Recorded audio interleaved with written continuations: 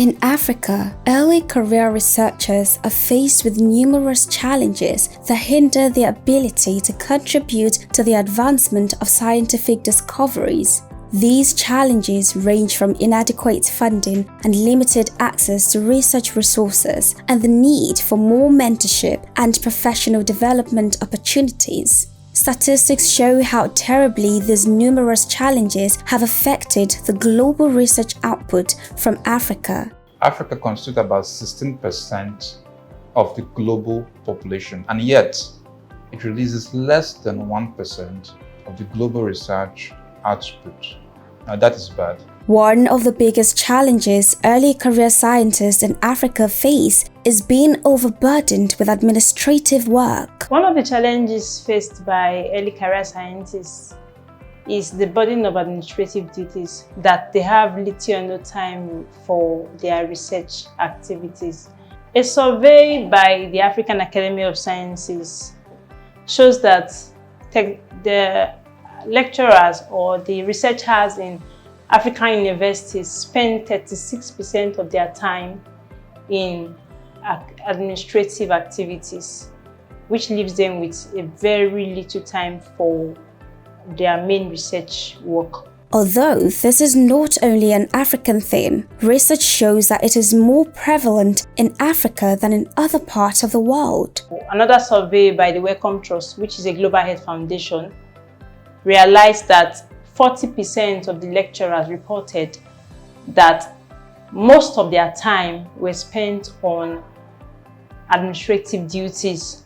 And the study also reported that researchers in African universities spend majority of their time in administrative duties than their counterparts in other regions of the world like Europe and America. It is obvious that it is impossible to talk about the challenges early career scientists face in Africa without mentioning funding.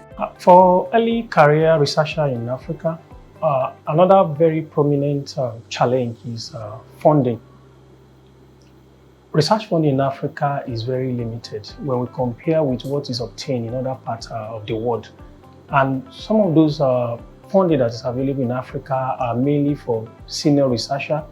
In academic institutions, those in professorial cadre. A look into statistics reveals the vast gap between research funding in Africa and outside Africa. Even for instance, in terms of publication, as of 2019, global publication output stood at 1.7 million. Africa only contributed about 90,000, that is 0.5%. And also, journal indexing, like for example in Medline, it was observed that out of the 5,000 journals that are indexed, only 0.76%, that is 38, actually came from Africa, and that is just from 13 African countries. And it also emphasized the fact that even the little research that is being done in Africa, the outside world are not really getting to actually seeing this, and that will also impact access to some external funding outside of Africa, and that will affect more of early career researchers. So to conduct a serious or groundbreaking research, it will require a lot of resources. Some may actually change career or abandon research altogether, and some still have interest in research, maybe doing the research, but it will be of low quality, and the interest or the zeal to actually do research overall will not be as expected.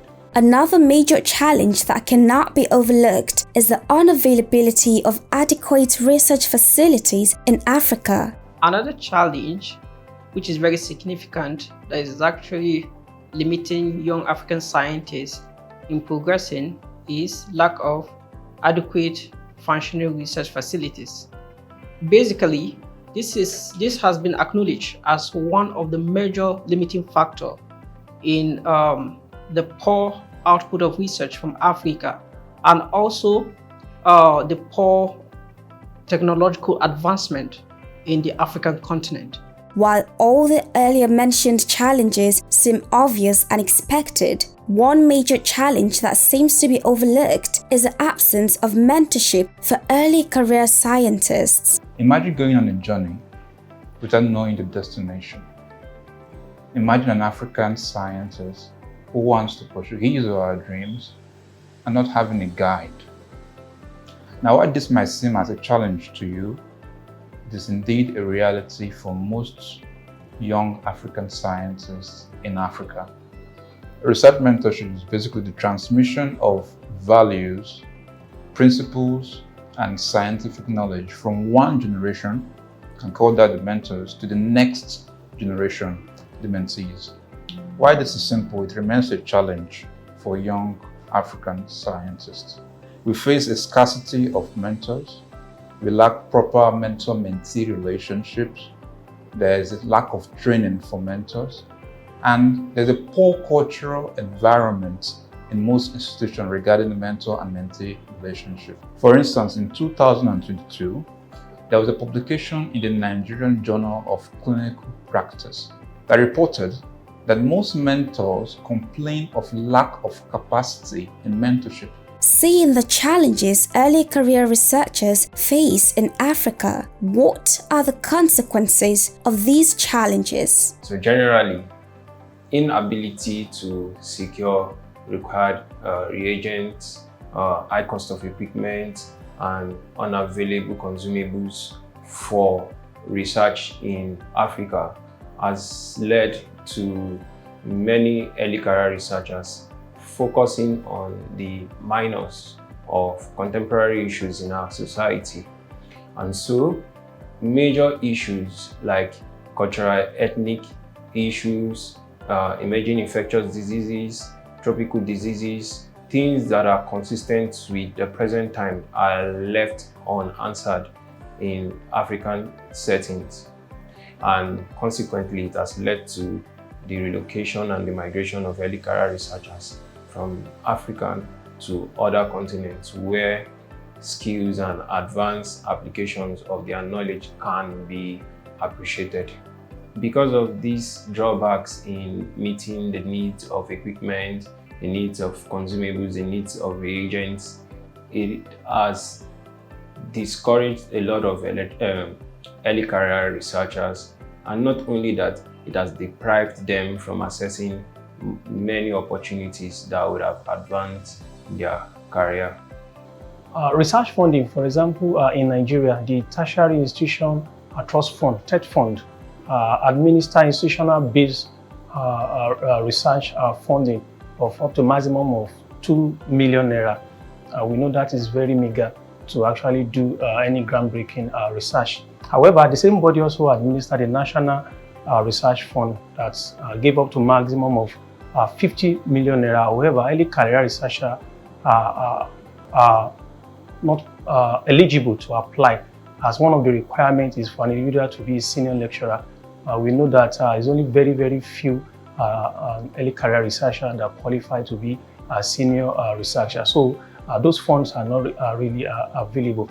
According to UNESCO's Science Report 2021, Africa only contributes about 2.4% of the global research output, despite having 16% of the world population. What is worrisome is that the inadequate functioning facilities for research in Africa have actually triggered a lot of early career scientists to choose alternative career rather than research.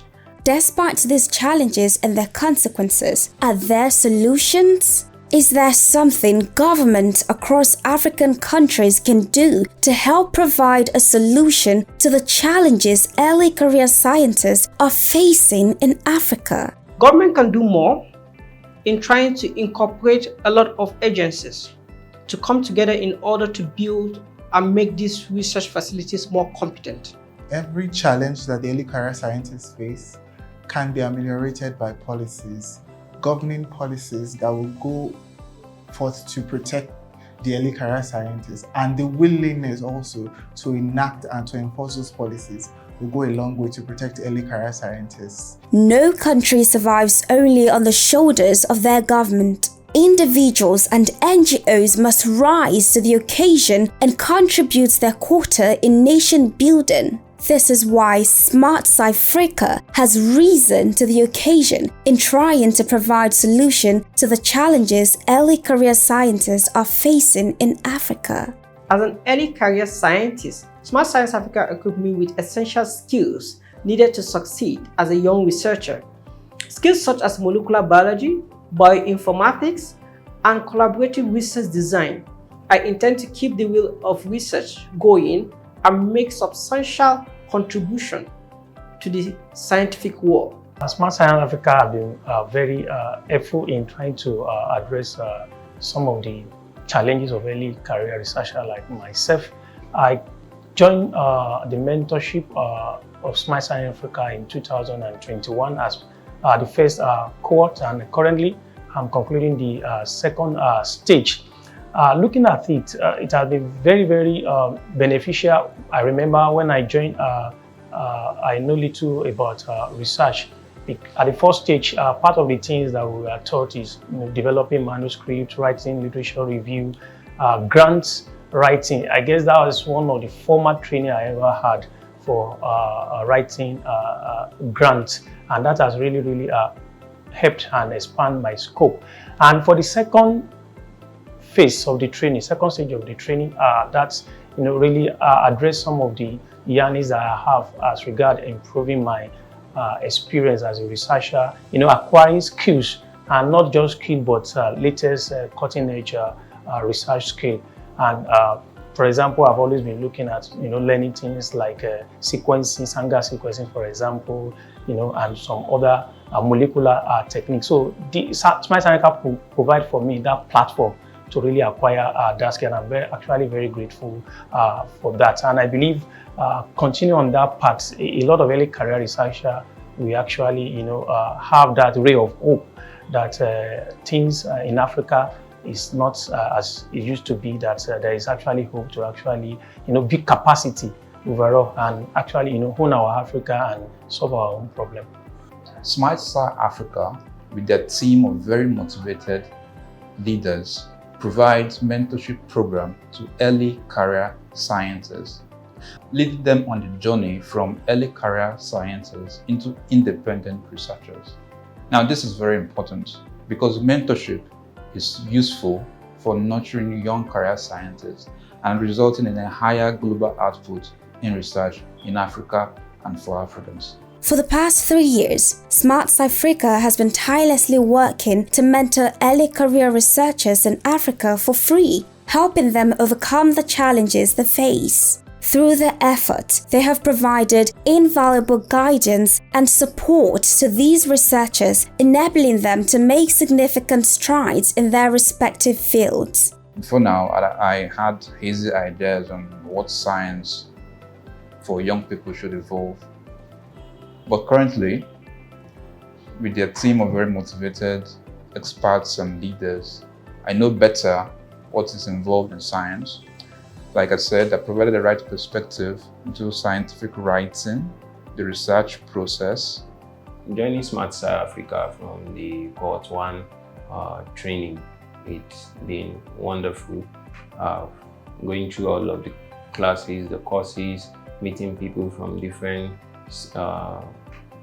walks of life, and meeting other mentees, even though it was a virtual gathering, has been one of the pivotal points that have introduced me to the benefits of collaboration and how to explore the successes that collaboration comes with. Smart Sci mentorship program trains early career researchers in the strategic and operational aspects of research, where they will go forward to apply it in generating their own knowledge in the research space. And for me, it has been a place where I generated substantial connections with fellow scholars, and this will help us go forward to become collaborators in the future in the research and development space. When I applied, I didn't have the much needed writing skills, but I brushed up my skills during that program, and I have been able to go forward to apply for grants and fellowships. And as God will have it, I have one fellowship right now that is running thanks to Smart Science Africa mentorship program and all they do for us. Interestingly, Smart Science Africa have recognized the importance of strengthening research capacity offering them better opportunities for a research career in science. On a cool Sunday evening, I was sitting in my house, right? I was seated and something popped up in my WhatsApp. I saw a message in a group, WhatsApp group where I was, and then stated that there's a training for young graduates, something like that. And I was like, because I had a BSc and an MSc in biochemistry at that time, and I was still looking for a job, I was like, what's the point? I just left it for some time. And then when it was almost like, I think a day to the expiring date, I was like, I think I need to fill this form. And I filled it. And after some time, I got a mail that I was selected as to be part of the mentees for Smart Sci Africa. Yes, I reluctantly accepted. I was happy initially. I was like, okay, let me just join. And then we came on board. It was an online platform at first where we were introduced to basic statistical analysis, and then we're taught on the aspects of writing research proposals and then publications. I was like, wow, this looks really nice. And there were times where we had to do discussions online. And after that point, I got a mail again after some months that I was selected for an on-site training. I was wild. I was like, wow, really good. I had other engagement, but I was like, at this point, I think I really need this for a shift in my career. And I came for this training. I've been here for a while, and first off, we're introduced to pipetting. And being a graduate of biochemistry with an MSc, I wasn't really exposed to these techniques. Firstly, the pipetting technique, and I was like, wow. I did that and then went into DNA extraction, PCR, sequencing. I was like, wow. Throughout my stay in the university, even in my lab, we're not even having any of this equipment. And with this training that the Smart Science have organized for us, I would say that it's a shift. It's a really big shift for me. And I've gained a lot of knowledge.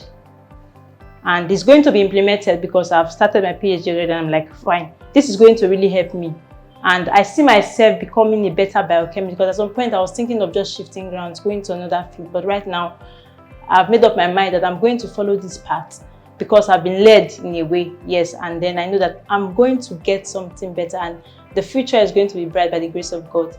And I'm really grateful to Smart Sci Africa for this great opportunity. In order to help their mentees bridge the gap between theory and practice, Smart Sci Africa organizes a one-week free bootcamp where mentees are able to practice what they have learned during the mentorship period. One thing that stands out in the Stage 2 training is the fact that we are able to match technical training with theoretical training.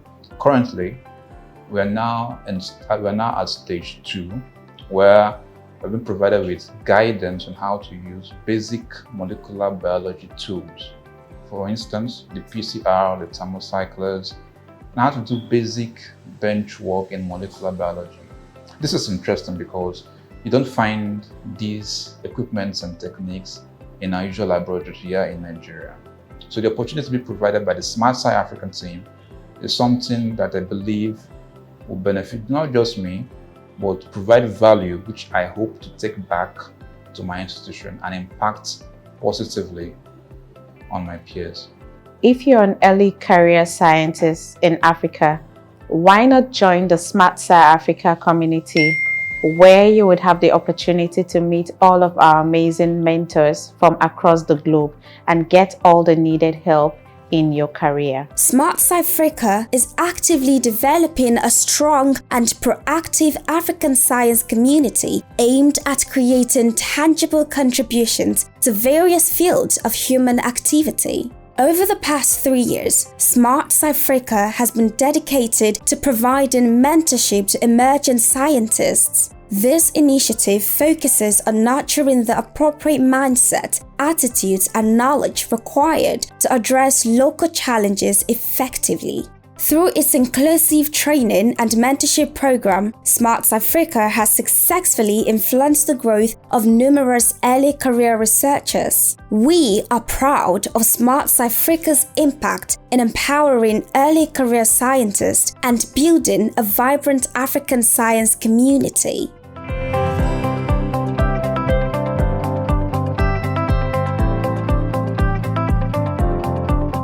By becoming a valued contributor to SmartSci Africa, you are pivotal in advancing our important mission and expanding our reach. Your support enables us to empower aspiring scientists with mentorship, training, and essential resources. Together, we can equip these talented individuals with the necessary tools to tackle local challenges and create a lasting impact. Join us in shaping the future of African science and be an integral part of the solution. Your financial contribution holds the power to make a significant difference. Explore our website now to make a meaningful investment in advancing science and improving our society.